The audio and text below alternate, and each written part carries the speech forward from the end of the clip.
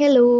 ഞാൻ ഇന്നിവിടെ zombie വാറിന്റെ second എപ്പിസോഡിന്റെ എക്സ്പ്ലനേഷനുമായിട്ടാണ് കേട്ടോ വന്നേക്കുന്നെ. നമ്മുടെ ഫസ്റ്റ് എപ്പിസോഡിന്റെ ലാസ്റ്റ് തന്നെ നമ്മുടെ നെറ്റിന്റെ ടീമിനെ കുറിച്ചൊക്കെ ഞാൻ പറഞ്ഞൊന്ന് നിർത്തിയായിരുന്നു. നമ്മുടെ സെക്കൻഡ് എപ്പിസോഡിന്റെ സ്റ്റാർട്ടിങ്ങിലും നമ്മുടെ നെറ്റ് തന്നെയാണ് കേട്ടോ തുടക്കം. നമ്മുടെ നെറ്റും നെറ്റിന്റെ ഒരു ഫ്രണ്ടും കൂടി എങ്ങനെയൊക്കെയോ സോംബിയുടെ കയ്യിൽ നിന്ന് സർവൈവ് ചെയ്ത് ഏറ്റവും താഴെ നമ്മുടെ ഈ വണ്ടിയൊക്കെ പാർക്ക് ചെയ്യുന്ന ആ ഒരു ബേസ്മെന്റിൽ എത്തും കേട്ടോ. ഇവർ അവിടെ നിന്നും എന്താ പറയുക, അവിടെ ഫുൾ ഇങ്ങനെ സെർച്ച് ചെയ്ത് നോക്കുമ്പോൾ അവിടെ ഒരു ട്രക്ക് എന്താ പറയുക ഓൾറെഡി ഓണായിട്ട് അവിടെ ഇങ്ങനെ കിടപ്പുണ്ട് കേട്ടോ. നമ്മുടെ ഫ്രണ്ടും അതേ കണക്ക് തന്നെ നെറ്റും കൂടി ആ ട്രക്കിനുള്ളിൽ കയറുകയും എന്നിട്ട് എങ്ങനെയൊക്കെ അവർക്ക് സർവൈവ് ചെയ്യാന്നുള്ള പ്ലാൻ ചെയ്തുകൊണ്ടിരിക്കുകയാണ്. അപ്പോഴത്തേക്കും നമ്മുടെ നെറ്റ് വീണ്ടും പറയാം, എടാ നമുക്ക് നമ്മുടെ ബാലൻസ് ഫ്രണ്ട്സ് കൂടി വന്നിട്ട് നൈറ്റ് ഇവിടെ നിന്ന് നമുക്ക് രക്ഷപ്പെടാം എന്നൊക്കെ ഇങ്ങനെ പ്ലാൻ ചെയ്തുകൊണ്ടിരിക്കുമ്പം കറക്റ്റ് ആ ഒരു ടൈമിന് നമ്മുടെ റെസ്ക്യൂ ടീംസ് എന്തോ പറയുക ഹെലികോപ്റ്ററിൽ ഇങ്ങനെ വരും കേട്ടോ. അപ്പം അവിടെ സത്യം പറഞ്ഞ ഒരു സൈലന്റ് മൊമെന്റ് ആയിരുന്നു. ഈ ഒരു ഹെലികോപ്റ്ററിന്റെ സൗണ്ട് കേട്ടുകൊണ്ട് അവിടുത്തെ സോംബീസ് എല്ലാം കൂടി വയലന്റ് ആവുകയും ഈ ഒരു സൗണ്ടിന് നേരെ പോവുകയും ചെയ്യും കേട്ടോ.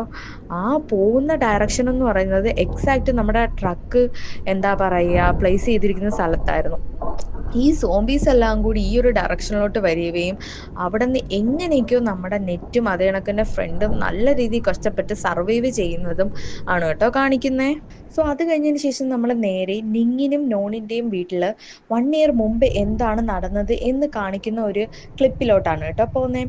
ആ ഒരു ക്ലിപ്പിൽ സ്റ്റാർട്ടിങ്ങിൽ തന്നെ നമ്മുടെ നിങ്ങും അതേ കണക്കിന് നോണും കൂടി ഒരു വീഡിയോ ഗെയിം കളിക്കുന്നുണ്ട്. അങ്ങനെ വീഡിയോ ഗെയിം കളിച്ച് ഏറ്റവും ലാസ്റ്റ് നമ്മുടെ നിങ്ങ് തോറ്റു പോവാണ് കേട്ടോ. അങ്ങനെ അവർ തമ്മിൽ എന്താ പറയുക പരസ്പരം അങ്ങോട്ട് അടികൂടുകയൊക്കെ ചെയ്യുന്നുണ്ട് കേട്ടോ. അങ്ങനെ നമ്മുടെ അമ്മ വന്നിട്ട് എന്താ പറയുക നിങ്ങൾ എന്തിനാ അങ്ങനെ അടികൂടുന്നത് എന്നിങ്ങനെ സംസാരിക്കുമ്പോൾ നമ്മുടെ നോൺ പറയും, എൻ്റെ ഫോണ് ചീത്തയായി അമ്മേ, എന്നിട്ട് പോലും ഞാൻ ഈ കളിയിൽ ജയിച്ചു, പക്ഷേ അതിൻ്റെ അസൂയയെ അവൾക്ക് പുതിയ ഫോണൊക്കെ ഉണ്ടല്ലോ, എന്നിട്ടും അവൾ എൻ്റെ അടുത്ത് കിടന്ന് അടികൂടുന്ന എന്തിനാ എന്നൊക്കെ ഇങ്ങനെ സംസാരിക്കുമ്പോൾ അവൾ അമ്മ പറയും, നീ ഫോൺ പുതിയത് വാങ്ങിച്ചോ? അപ്പത്തേക്ക് അവൾ പറയും, ആ അമ്മേ ഞാൻ പുതിയ ഫോൺ വാങ്ങിച്ചു, ഇത് ഞാൻ മേടിച്ചു തന്നതാ എന്നിങ്ങനെ അമ്മയുടെ അടുത്ത് പറയും കേട്ടോ. എന്നിട്ട് എത്തി കഴിയുമ്പോൾ അമ്മ പറയും, ഇനി നിങ്ങൾ അടിയൊന്നും കൂടണ്ട, ഞാൻ ഫുഡ് പ്രിപ്പയർ ചെയ്ത് വെച്ചിട്ടുണ്ട്, അതെടുത്ത് കഴിച്ചിട്ട് കോളേജിലേക്ക് പോകുന്ന പറഞ്ഞിട്ട് എന്താ പറയുക അവരമ്മ ജോലിക്ക് പോകാൻ വേണ്ടി ഇറങ്ങുകയാണ് കേട്ടോ ചെയ്യുന്നത്. അമ്മ എന്തോ ചെയ്യും, ആ ഒരു സ്കൂട്ടർ എടുത്തിട്ട് ഒരു ബ്രിഡ്ജിൻ്റെ അടിയിലേക്കാണ് കേട്ടോ പോകുന്നത്. ആ ഒരു ബ്രിഡ്ജിൻ്റെ അടിയിൽ സൈഡിലായിട്ട് ഒരു വാൻ സ്റ്റോപ്പ് ചെയ്തിട്ടിട്ടുണ്ട്. അത് കണക്കുണ്ട് ഒരു ലേഡി അവിടെ നിൽക്കുന്നുണ്ട് കേട്ടോ. ഈ അമ്മയാണെങ്കിൽ ഒരു ഡെലിവറി ഡ്യൂട്ടിയുടെ ഡ്രസ്സാണ് ഇട്ടിരിക്കുന്നത്. ആ ഒരു ഡ്രസ്സ് എന്താ ചെയ്യുക, ആ ഒരു ലേഡിക്ക് ഹാൻഡ് ഓവർ ചെയ്ത് ആ ഒരു സ്കൂട്ടറും കൊടുത്തതിന് ശേഷം ഈ ഒരു വാനിൻ്റെ അടുത്തേക്ക് ചെല്ലുകയും അവിടെ ഒരു ആളിങ്ങനെ നിൽപ്പുണ്ട് കേട്ടോ. അയാളുടെ അടുത്ത് ഇങ്ങനെ പറയും, എന്നിട്ട് അയാളടുത്ത് ഇങ്ങനെ പറയും, ഇപ്പം ലേറ്റസ്റ്റ് ആയിട്ടുള്ള 2 ഫോൺ എനിക്ക് വേണം എന്നിങ്ങനെ റിക്വസ്റ്റ് ചെയ്യും കേട്ടോ. അപ്പോഴത്തേക്കും അയാൾ പറയും, അതിനെന്താ കുഴപ്പം, ഞാൻ മേടിച്ചേക്കാം എന്നിങ്ങനെ പറയും കേട്ടോ. എന്നിട്ട് അമ്മേനെ വാനിൻ്റെ അകത്ത് കയറ്റുകയും അവർ എന്താ പറയുക പോവുകയും ചെയ്യും കേട്ടോ. എന്നിട്ട് ഈ വണ്ടി ചെന്ന് നിൽക്കുന്നത് ഒരു ലബോറട്ടറിയുടെ മുന്നിലാണ് കേട്ടോ. ആ ഒരു ലബോറട്ടറിക്ക് അകത്ത് കയറാൻ വേണ്ടി ഒരു സ്പെസിഫൈഡ് ആയിട്ടുള്ള ഒരു കാർഡും ഈ ഒരു അമ്മയുടെ കയ്യിലുണ്ട് കേട്ടോ. എന്നിട്ട് ആ ഒരു കാർഡ് സ്കാൻ ചെയ്ത് അകത്തേക്ക് കയറി എന്നിട്ട് ഈ ഒരു അമ്മയുടെ ലോക്കറിൻ്റെ അകത്ത് നിന്ന് ആ ലോക്കർ തുറക്കുമ്പോൾ അതിൻ്റെ അകത്തൊരു കോഡിൽ ഡോക്ടർ കാഞ്ചന എന്നിങ്ങനെ എഴുതിയിട്ടുണ്ട് കേട്ടോ. അതെടുത്ത് ഇവർ എന്താ പറയുക വെയർ ചെയ്തിട്ട് ആ ഒരു ലബോറട്ടറിയുടെ ഉള്ളിലേക്ക് കയറും കേട്ടോ. അവിടെ നിന്ന് നമ്മുടെ കാഞ്ചന ടെസ്റ്റിംഗ് റൂമിലോട്ട് കയറുമ്പം നമ്മുടെ ലബോറട്ടറി ഓണറുടെ മോനും അവൻ്റെ കുറച്ച് ഫ്രണ്ട്സും കൂടി കാഞ്ചനയിലൂടെ വർക്ക് ചെയ്തുകൊണ്ടിരുന്ന ഒരു സയൻറ്റിസ്റ്റിനെ മർഡർ ചെയ്ത് ഇട്ടിരിക്കുകയാണ് കേട്ടോ. അത് കണ്ട് നമ്മുടെ കാഞ്ചന വാവലിച്ച് കയറുമ്പോൾ ആദ്യമേ നോക്കുന്നത് നമ്മുടെ സ്യാനാണ് കേട്ടോ. ആ ഒരു ഫ്രണ്ട്സിൻ്റെ കൂട്ടത്തിൽ ഈ സ്യാനും ഉണ്ട് കേട്ടോ. അങ്ങനെ ഇത് കണ്ടുകൊണ്ട് നമ്മുടെ ലബോറട്ടറി ഓണറുടെ മോൻ ജോ എന്ന് പറയുന്നവൻ കാഞ്ചനയ്ക്ക് നേരെ തിരിയും കേട്ടോ. കാഞ്ചനയുടെ എത്തിയില്ല എന്നുള്ള ഒരു ഇതെത്തുമ്പം പെട്ടെന്ന് അവൻ എന്താ പറയുക ബോധം കെട്ടി വീഴുകയാണ് കേട്ടോ ചെയ്യുന്നത്. അവിടെ നിന്ന് ആ ഒരു സീൻ കട്ടായതിന് ശേഷം നേരെ പോകുന്നത് ഒരു മീറ്റിംഗ് ഹാളിലേക്കാണ് കേട്ടോ. ആ ഒരു മീറ്റിംഗ് ഹാളിൽ 2 പേഴ്സൺസ് ഉണ്ട്. ഒന്നെന്ന് പറയുന്നത് നമ്മുടെ ഡോക്ടർ കാഞ്ചനയും മറ്റേതെന്ന് പറയുന്നത് അവിടെ വർക്ക് ചെയ്യുന്ന ഒരു മെയിൽ ഡോക്ടറാണ് കേട്ടോ. എന്നിട്ട് ഇവർ രണ്ടുപേരും ഒരു വീഡിയോ കോൺഫറൻസുമായിട്ട് സംസാരിക്കുന്നുണ്ട് കേട്ടോ. അതിൻ്റെ അകത്ത് നമ്മുടെ ഈ ഒരു ലബോറട്ടറിയുടെ ഓണറുമാണ് കേട്ടോ. അങ്ങനെ അവർ തമ്മിൽ സംസാരിക്കുന്നതിനിടെ നമുക്ക് മനസ്സിലാവും നമ്മുടെ ഈ ഒരു സയൻറ്റിസ്റ്റിനെ മർഡർ ചെയ്യുന്നതിൻ്റെ ഇടയ്ക്ക് അവൾ എന്താ പറയുക ജീവൻ രക്ഷപ്പെടാൻ വേണ്ടി അവിടെ ഇരുന്ന ആയുധങ്ങളൊക്കെ എടുത്ത് അവനെ കുത്തുന്നതിനിടയ്ക്ക് അവിടെ ഇരുന്ന് സിറിഞ്ചിൽ ടെസ്റ്റ് ചെയ്യാൻ വെച്ചിരുന്ന ഒരു മെഡിസിൻ ഉണ്ടായിരുന്നു. അതെടുത്ത് നമ്മുടെ ജോയുടെ കഴുത്തിൽ കുത്തിവെക്കും കേട്ടോ. ആ ഒരു കാരണം കൊണ്ടാണ് ഏകദേശം നമ്മുടെ കാഞ്ചനയുടെ അടുത്ത് ജോ എത്തുമ്പോഴത്തേക്കും തന്നെ അവിടെ നിന്ന് ബോധം കെട്ട് വീഴുന്നത്. ഇതിനെക്കുറിച്ചൊക്കെ സംസാരിച്ച് നമ്മുടെ ഡോക്ടർ ആ ഒരു മെയിൽ ഡോക്ടർ എന്തോ ചെയ്യും, അവിടെ നിന്ന് വെളിയിലേക്ക് ഇറങ്ങും കേട്ടോ. അവിടേക്ക് വെളിയിലേക്ക് ഇറങ്ങി പോകുമ്പോഴത്തേക്കും നമ്മുടെ കാഞ്ചന പോവാതെ അവിടെ തന്നെ ഇരിക്കും കേട്ടോ. എന്നിട്ട് നമ്മുടെ കാഞ്ചന ആ ഒരു ഓർഗനൈസറിൻ്റെ അടുത്ത് ഇങ്ങനെ സംസാരിക്കും. എന്താ പറയുക, ഇതിപ്പോൾ എൻ്റെ കൂടെ വർക്ക് ചെയ്ത ഒരു സയൻറ്റിസ്റ്റിനെയാണ് ഈ നിങ്ങളുടെ മകൻ കൊന്നേക്കുന്നത്. സോ അതുകൂടാതെ തന്നെ ടെസ്റ്റിംഗ് ഒബ്ജക്റ്റ് ആയിട്ട് വെച്ചിരുന്ന ആ ഒരു മരുന്നും അവൻ്റെ ശരീരത്തിൽ എത്തിയിട്ടുണ്ട്. ഇനി അതിൻ്റെ സിംറ്റംസ് ഒക്കെ കണ്ടുപിടിച്ച് ഒരു ആൻറ്റിഡോട്ട് കണ്ടുപിടിക്കുക എന്നുള്ളതൊക്കെ എൻ്റെ ഉത്തരവാദിത്തമാണ് എന്നൊക്കെ പറഞ്ഞിങ്ങനെ സംസാരിക്കുക കേട്ടോ.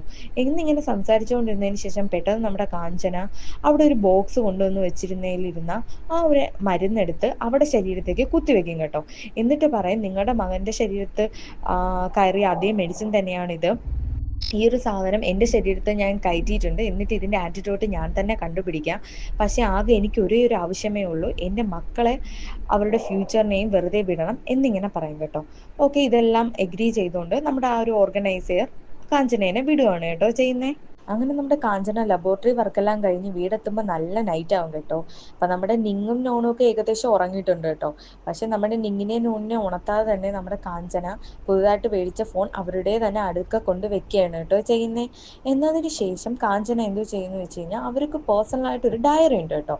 ആ ഒരു ഡയറിയിൽ ഇന്ന് നടന്ന സംഗതികളെല്ലാം ഇങ്ങനെ എഴുതി വെക്കുകയാണ് കേട്ടോ ചെയ്യുന്നത്.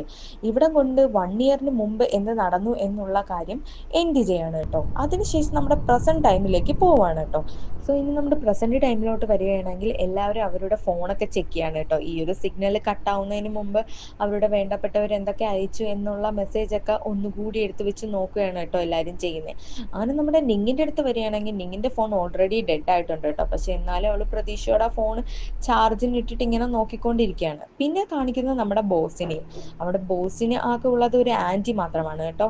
ആ ഒരു ആൻറ്റി, മോനെ നീ യൂണിവേഴ്സിറ്റിയിൽ ഉണ്ടോ, സേഫ് ആണോ എന്നൊക്കെ അയച്ചേക്കുന്ന മെസ്സേജുകൾ എടുത്ത് നോക്കുക. കാര്യം അതിന് റിപ്ലൈ ചെയ്യാൻ വേണ്ടി അവനെ കൊണ്ട് പറ്റത്തുമില്ല. അടുത്ത സീനിലാണെങ്കിൽ നമ്മുടെ ഫിലിം മേക്കർ ആണെങ്കിൽ ഓരോ സോംബിയുടെയും എന്താ പറയുക, അവരുടെ ഫീച്ചേഴ്സൊക്കെ വരച്ച് അതിൻ്റെ ഫിലിം എങ്ങനെ ഉണ്ടാക്കാം എന്നുള്ള രീതിയിൽ യാതൊരു ഇത് ബോധവുമില്ലാതെ അത് നമ്മുടെ നോണിൻ്റെ അടുത്ത് ഡിസ്കസ് ചെയ്തുകൊണ്ടിരിക്കുകയാണ് കേട്ടോ ചെയ്യുന്നത്. ഇങ്ങനെ ഇതെല്ലാം കഴിഞ്ഞുകൊണ്ടിരിക്കുന്ന സമയത്ത് ഞാൻ പറഞ്ഞില്ലേ, അവിടെ ഒരു പെണ്ണ് നേരത്തെ അച്ഛനെ എന്താ പറയുക കോണ്ടാക്ട് ചെയ്യാൻ പറ്റുന്നില്ല എന്നും പറഞ്ഞ് വാവലിച്ച് കീറി എന്നുള്ളത്, അവൾ വീണ്ടും ഫോൺ എടുത്തിട്ട് പ്രശ്നം വെക്കാൻ വേണ്ടി തുടങ്ങും കേട്ടോ. അച്ഛനെ വിളിക്കാൻ പറ്റുന്നില്ല, അച്ഛൻ വെളിയിലാണ്, കോണ്ടാക്ട് ചെയ്യണം എന്നുള്ള രീതിയിലൊക്കെ ഇങ്ങനെ എന്താ പറയുക ഭയങ്കര ടെൻസ്ഡ് ആയിട്ടുള്ള രീതിയിൽ അങ്ങോട്ടും ഇങ്ങോട്ടും നടക്കും കേട്ടോ.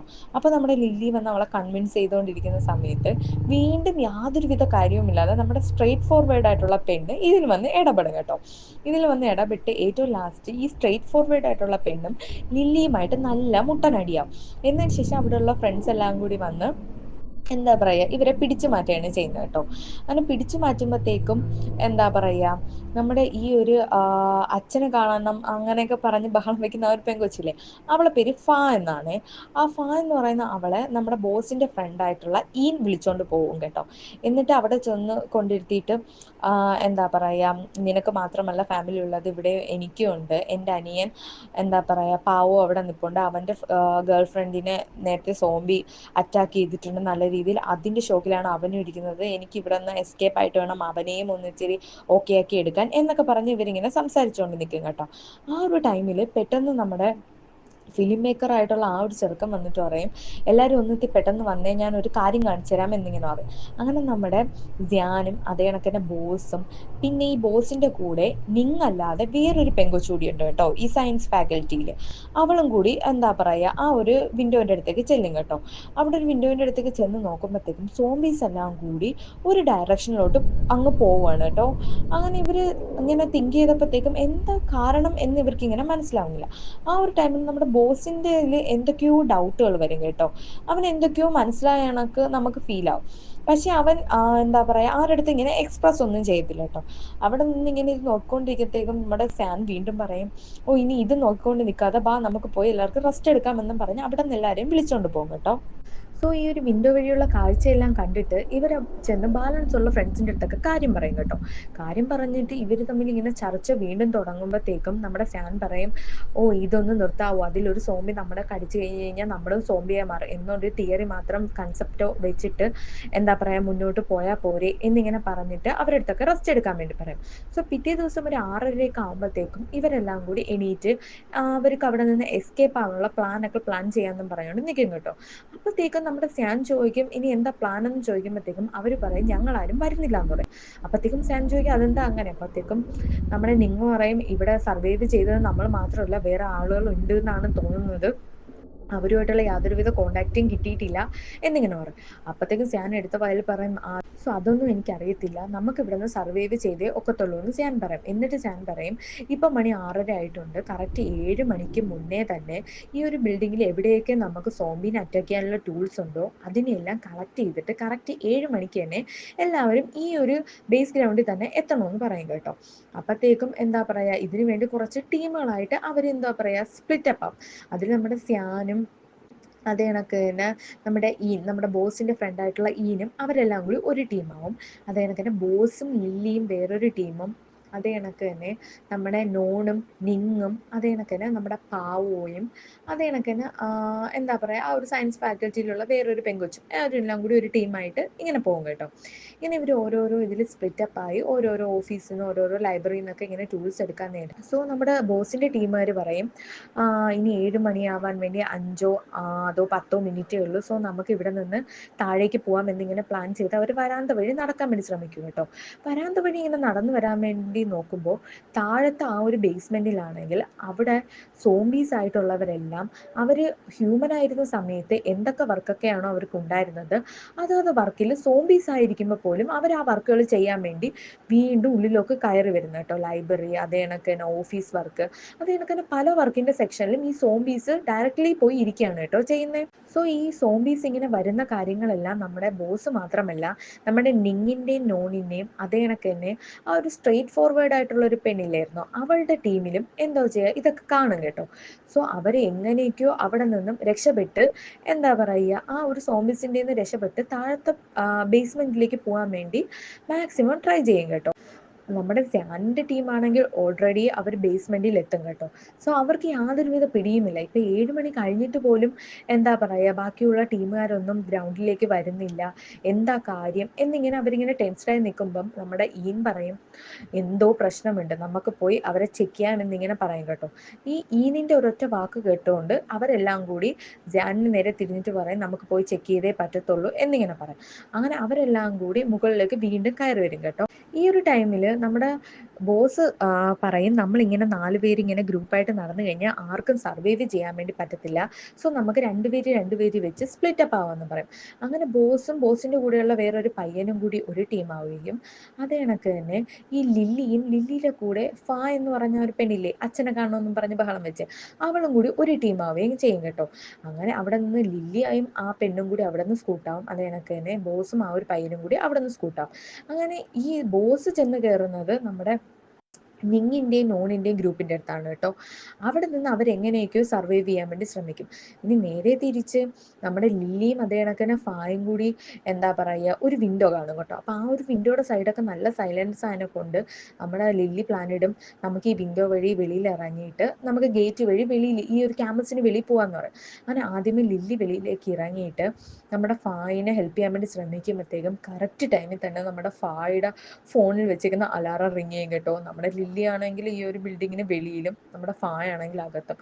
ആ ഒരു അലാറം കേട്ടുകൊണ്ട് നമ്മുടെ ലില്ലിനെ അവിടെ ഉണ്ടായിരുന്ന സോംബീസ് എല്ലാം കൂടി അറ്റാക്ക് ചെയ്യാൻ വേണ്ടി ഓടിക്കും കേട്ടോ. ലില്ലി വെളിയിലും അതേ കണക്ക് ഫാ മുകളിലേക്ക് ഓടിക്കയറുകയാണ് ചെയ്യുന്നത്. അങ്ങനെ നമ്മുടെ ലില്ലിനെ സോംബീസ് എല്ലാം കൂടി അറ്റാക്ക് ചെയ്തിട്ട് എന്താ പറയുക അവിടെ നിന്ന് പോവുകയാണ് ചെയ്യുന്നത്. ഫായുടെ ഈ ഫോണിൽ അലാറം കേട്ടിട്ടുണ്ട് ആ ഒരു ബേസ്മെന്റിലുള്ള എല്ലാ സോംബീസും കൂടി വീണ്ടും വയലന്റ് ആവും കേട്ടോ. അവരെല്ലാം കൂടി ഇളകി ആ ഒരു ബേസ്മെന്റിലുള്ള സർവൈവ് ചെയ്തവരെ അറ്റാക്ക് ചെയ്യാൻ വേണ്ടി വീണ്ടും ശ്രമിക്കും കേട്ടോ.